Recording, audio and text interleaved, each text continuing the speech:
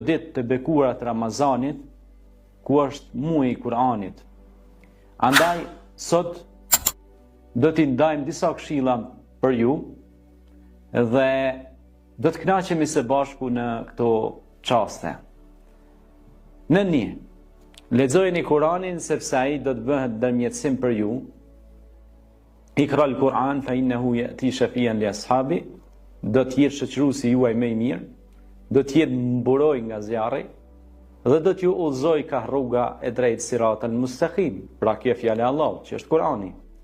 Agjeroni, sepse agjerimi ja ushton imanin, ja u pastron metabolizmin dhe ju jep shëndet të mirë dhe ju bën që të mendoni pozitivisht. Nën 3. Jepni sadaka, sepse Allahu u ashton të mirat, ju ruan nga sëmundjet dhe u lehtëson agjerimin dhe u ashton shpërblimet. Dora parë që ju jepni pra është dora e Allahut, siç thot Hasan el Basriu, pra keni dhënë dorë të Allahut atë sadaka që keni dhënë. Pra ai që jep Allahu do t'i jep dhe do t'ia shtoj të mirat, sepse ai po zgjidh problem tek pala tjetër.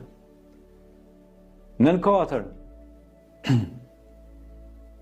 Shtoni dhikrin në gjuhët e juaja. Thuni subhanallah, elhamdulillah, Allahu akbar, la ilaha illallah. Nën 5.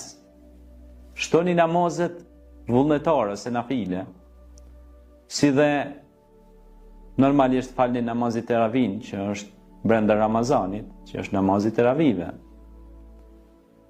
Nën 6.